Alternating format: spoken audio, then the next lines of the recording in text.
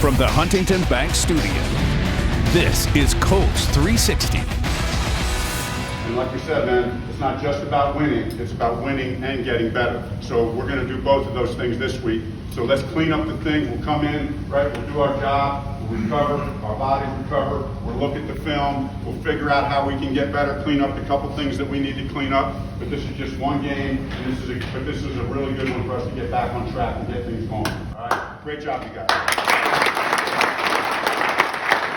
Coach Reich happy with the win, but still putting the emphasis on getting better as the Colts host their second of back-to-back home games, this time against the New York Jets. But before we look ahead to the Colts' Week 3 performance, let's recap a dominant day for the Horseshoes at Lucas Oil Stadium against the Vikings.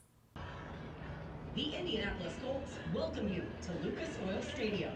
Thank you for being part of the Horseshoe. Boy, what a perfect day for football in central Indiana right now. It's 68 degrees, not a cloud in the sky here at Lucas Oil Stadium. The roof is open, the window is open that looks onto the north to see the Indianapolis downtown skyline. Only 2,500 fans were allowed in the building today. What is the vibe? What is the atmosphere down there? Well, it certainly does feel empty, Matt, but there is a palpable energy for this home opener for the Colts. Energy is high on the sideline. Darius Leonard said, we're just going to have to bring our own juice. Taylor, that's what he's best at. That's looking like a Wisconsin running play right through the tackle hole. First and goal at the 5-yard line. It's Taylor again, cuts back, and he's close to the goal line. No signal yet. There it is. Touchdown. Jonathan Taylor, a 5-yard run across the goal line into pay dirt. Touchdown, IND. First touchdown, baby. Third downs, Minnesota. Here they are from their back patio again. Trouble in the end zone. Could we have another safety? Phillip with his 9th pass of the afternoon. It's Cox. It's caught. 3rd and 10 for the Vikings, and it's a play action. Rolling to the right is Cousins.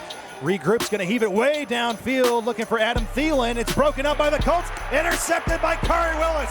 40-yard line, 45, 50, weaving through traffic. He's at the 40, he's at the 30, and he's going to be dropped down around the 29-yard line. Kari Willis. How about the Colts after one half?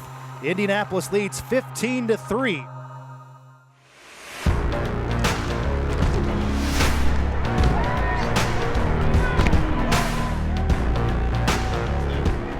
This is another interception off the tip. He's choking him out. He's choking. He's choking.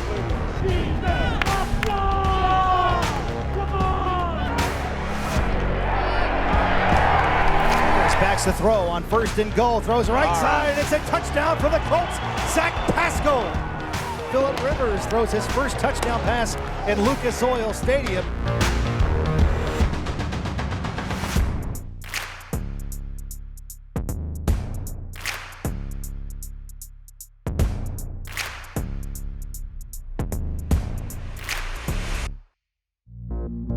And for the 6th straight time, the Colts knock off the Minnesota Vikings. Final score from Lucas Oil Stadium, it's the Indianapolis Colts 28 and the Minnesota Vikings 11.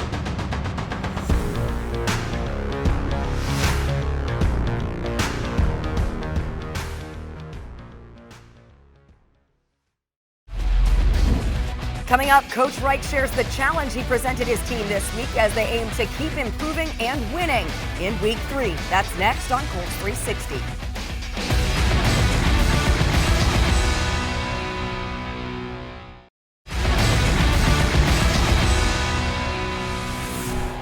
And the Colts have him for a moment, and they have him now in the end zone. Then it's going to be Justin Houston and DeForest Buckner combining on the sack for the Colts.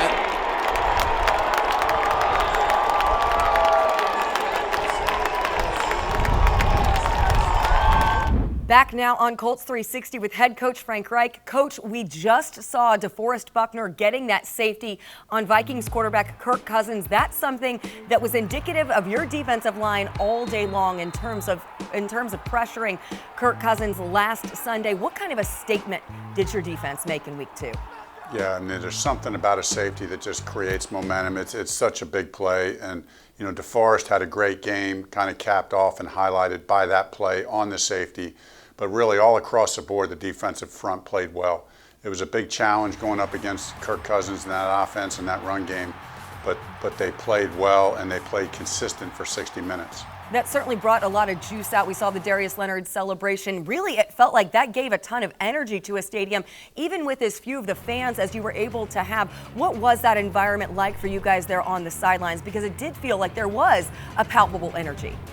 Yeah, and I think it's what the guys have been talking about as far as creating our own energy, right? By two ways. By one, making plays like we did on the safety, like the turnovers that we got. So I feel like that does create those. We always talk about it. One of the other phrases we use is, execution fuels emotion, right? So you want emotion, you want some juice and some energy out there in the field. Let's play good football. And we all get excited about that. Whether there's 2,500 fans in there or 60,000 fans in there, or whether it's just us. You play good football, there's something to be excited about. So that's the key. A couple guys who played good football well enough to have career days on your offense. We're going to talk about a few of them, but first, I want to go to Mo Alie-Cox because you can see just the unique athlete that he is with the mismatches he creates, but how much work has Mo put in that people maybe don't see in order to patiently await the opportunities that he's now having within your offense? Yeah, I mean, so much work. So much work and such a great attitude. And you can see each year how much better he's gotten. Like his route running from the time we got here is dramatically better. He's always been a great athlete. You could always tell he was going to be a good player.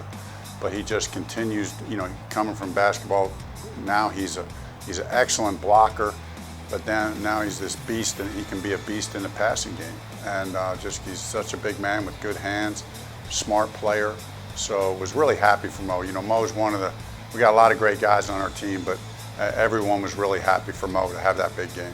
I know a lot of people also happy for Jonathan Taylor making his first NFL start. 100-yard rushing day, gets his first career touchdown as a pro. Is this indicative of the type of consistency he brings to your offense? Yeah, that's what we're looking for. And, it's a good start for him to what is hopefully a long and very good career. The guys did a good job up front, and I just think that as we continue to go and they gel together even more, where Jonathan kind of gets even more and more of a feel for those guys and our offense, I just think the sky's, the trajectory is big time up, and he's going to be such a good player already. He's an explosive guy. The one thing we really didn't see, which I'm hoping we get to see, is his breakaway speed. We get him the ball 26 times like we did in that game. We need to break a cut. He has the juice to take it to the house from anywhere on the field. So that's the next step. Let's keep pounding away. Let's have a few more explosive plays. I talked with Jordan Wilkins last week about this running backs by committee that they have, that approach that they have. And he said one of the things that's so unique about the dynamic in that room is just the very unique skill sets and strengths that they bring both to the run game and to the passing game. For you as the play caller working alongside offensive coordinator Nick Sirianni, how much fun is that for you guys to utilize these different backs in such different situations with the versatility they bring? Yeah, it's a blast. Honestly, it's really fun because they're great players and they're great teammates. The problem is, there's only one ball to go around, and you want to get them each the ball a bunch of times because they're talented players. We go from where Naheem Hines had touched the ball a whole bunch in week 1, and then in week 2 wasn't as much of a factor, just the way the game went. And week to week, that's what I love about our guys. They're unselfish. They understand that. And they're for each other. So we'll keep switching it up, keep rotating it around, get that ball, spread it around, and they can all be very productive in this offense. And then defensively, Julian Blackmon making his NFL debut just 10 months removed from that ACL surgery at the end of his college career. In that limited time you've had him in the building, even more limited time that he's been out on the practice field. I mean, most people thought from outside perspective that an October arrival for him, an October debut, would be the earliest possible. What has he proven in the limited amount of time that you've worked with him, that you've seen him put in the work, not only in just his health and readiness to return to the field, but then also his knowledge of this defense? Yeah, it's really been both. I mean, first of all, the work physically to get ready in 10 months is impressive. That just speaks to his work ethic and his attitude and character. But as you said, Lara, the second part of that is he really didn't practice in training camp much at all. And because of how he was designated, really wasn't allowed to participate in walkthroughs. But he was able to stand in the back, watch and learn, and to be able to come in and not have any really major mental errors is really just a testament to him, to being able to focus. And we talk about it all the time about getting mental reps even when you're not in there. He really had to put that to the test, and it showed up well for him on Sunday. It's not just about winning, it's about getting better. That's what we heard in your speech from the locker room on Sunday. As you move in now to week 3, you welcome again a home opponent here in the New York Jets. What's your emphasis in terms of getting better, those things that you've emphasized continuously throughout the week? Well, I think the emphasis in getting better is always, usually the emphasis is consistency. We have great players, and you play a football game and there's going to be flashes of brilliance and excellence because of how talented they are. But really the teams that win the games are who can do it consistently.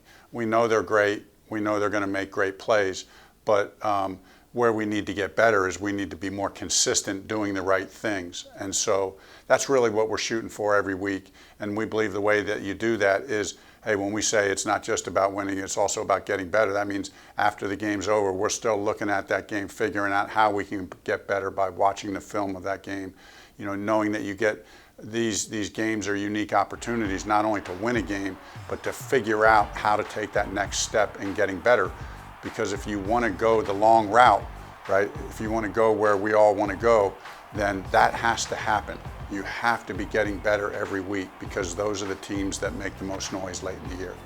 And your week 3 opponent, one you're very familiar with in terms of a personnel perspective. I think there are close to 10 former Colts that they have on the Jets roster. Despite their 0-2 start, what challenges did the Jets present to you guys? Yeah, well, defensively, they're very multiple. They do a lot of exotic things. They're hard to predict, what they're going to do. As you said, their secondary, we got Pierre and Nate, and of course Quincy had the concussion. Matthias is there, so be good to see those guys. Those guys are, those guys were Colts when I got here, so happy for them. They're all playing good football. It's not a surprise to us, so that'll be a good challenge. And then offensively, Sam Darnold is a good young quarterback, and I just remember when we went down there 2 years ago and played those guys, he looked like he was an all-pro, and he tore us apart pretty good. So they'll present a good challenge. Adam Gase is an excellent offensive mind, play caller, so we'll have a big challenge in front of us. Coach, always appreciate the time. Good luck. Thanks, Lara.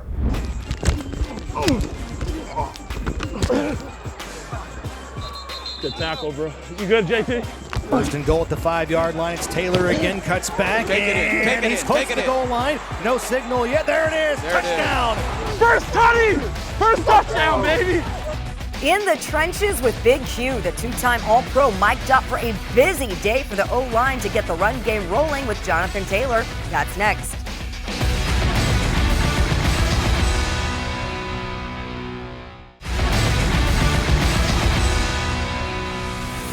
Fresh off a career day against Minnesota, we are joined by Mo Alie-Cox. Mo, how much does your confidence grow after a performance like that in week 2, in which you're able to prove how much of an asset you can be in this offensive passing game?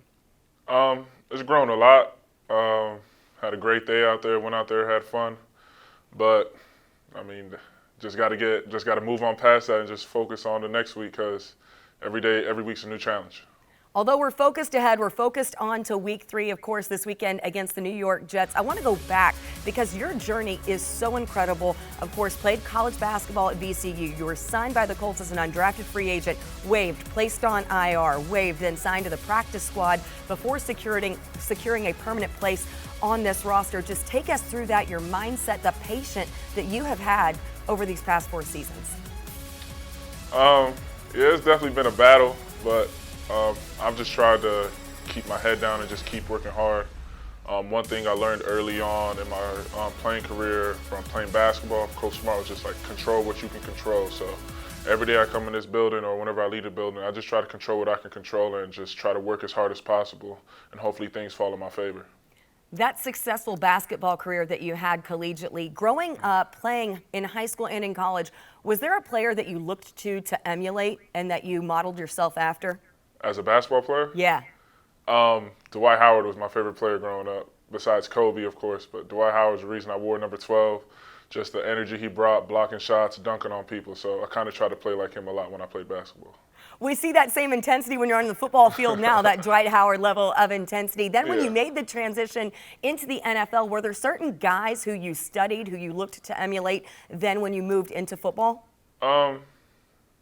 Not too, of course, the Antonio Gates, the Gonzalez's, the Gronks, you studied them. But my favorite player growing up was actually Randy Moss. So as a kid, me and my brothers just throw the ball up, jump over each other, yell Moss. Like, that's the reason I wear 81. I wanted 84. Jack had it, so I chose 81. He wore that with the Patriots. So Randy Moss was my favorite player. Yeah, it might be hard to pull that one away from Jack, but the 81's working for you. I'm glad that you mentioned Antonio Gates because your tight ends coach, Jason Michael, of course, had a strong rapport being the tight ends coach there with the Chargers when he was there. You have Philip with the rapport, of course, that he had as well, Coach Reich, Coach Sirianni. How much do you and Coach Michael maybe draw on some of the work that he did with Antonio there in San Diego?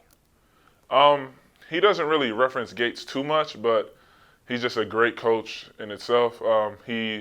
I do something wrong or he sees something I can do better, he's always on me on how I can do different things to just gain that competitive advantage. And he has a lot of experience, so I just try to soak in whatever knowledge that he gives me and try to apply it on the field. We know a signature of Coach Reich's offenses is always heavily utilizing his tight ends. And then you have the addition of Philip Rivers this season, who has a well-established history of loving those targets, loving those tight ends as targets in his passing attack. How do you explain just the dynamic that you and Philip have built here over the few months that you've been together in the building? It's just, I would say, it really just started clicking, like, I would say this week. I started camp slow, I was hurt, and then I came back, I had to work my way in, I was on a pitch count a lot. But the scrimmage, I got some good work in the scrimmage. When we had those inter-squad scrimmages, got some work with him there, and then practice, just that. And then this past week, I took all the tight end 1 reps, so we made a lot of big plays in practice, and we just tried to carry it over to the game, and it worked. You have mentioned just how beneficial it's been to learn alongside a guy like Jack Doyle as you prepared to make that first start. Having Jack on the sidelines last week, were you guys interacting a little bit? Was he kind of playing an additional coach there from the bench to help you out in a couple of situations? Yeah, most definitely. Even before the game, he was like, I'm going to just try to help you out and let you know what I see as far as the run game and the pass game. So we got out there. We were moving the ball pretty well, so didn't have to hear from him as much, but when an interception happened, he just told me what I could have done different and different things like that, just to help keeping me going and just keep my spirits up. I know you still watch a lot of basketball because you were tweeting the other night about Anthony Davis's clutch performance in the playoffs. Tell me who you have going into the finals. You got Lakers Nuggets in the Western Conference. You've got Celtics Heat in the Eastern Conference. Who do you have as your teams winning their conferences facing off in the NBA Finals? In the West, I'm going with the Lakers because that was my favorite team growing up. And then in the East, I'm going with Miami, even though I think Boston might take them to 7. Lakers Heat would be a great battle. I would love to see it for the championship. Sure. Okay, you also tweeted, where can I pre-order a PS5? Has anyone helped you out yet? Have we gotten you a PS5 secured yet? No, I have not gotten a PS5 secured. I forgot it came out for pre-order. My friends texted me. It was 2 a.m. I woke up to use the bathroom, then I checked online. it was sold out everywhere, so I haven't found one yet. Okay, somebody tweet Mo, help him out, tell him where he can pre-order one. Let's get this guy hooked up because, you know, you got a lot of time now. You got to be, you know, quarantining when you're away from the facility, a lot of extra time on your hands when you're at home. So let's make sure we can get one of those in your hands and get a lot more passes into your hands too, continuing into week 3. Mo, we appreciate the time. Yep, thank you. Over 100 yards receiving for Mo and 100 yards rushing for the rookie Jonathan Taylor meant a busy day for the big guys up front in the victory over the Vikings. As we wrap up this Colts 360, Quentin Nelson was mic'd up in the win. Have a great weekend. We will see you on Sunday. Let's go, Phil. Let's go.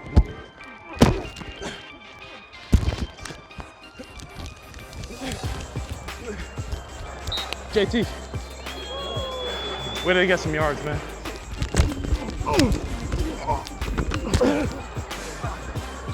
Good tackle, bro. You good, JT?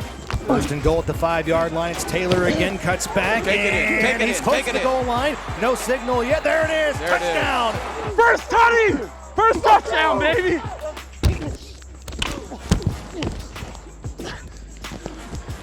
JT.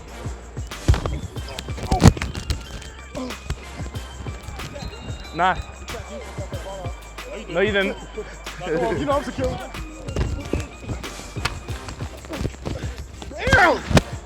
Get off the block, man. Stop.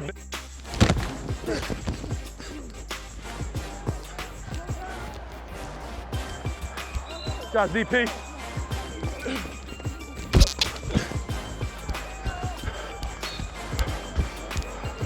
Shot, Jordan. Good run, baby.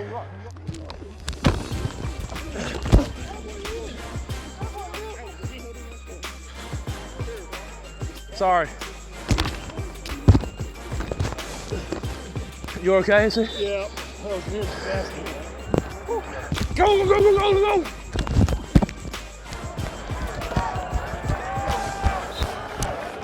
Good job, Jordan. Good game, man. Good luck the rest of the year. You too, bro. Stay healthy. You too, bro. I love walking off the field after a win with you.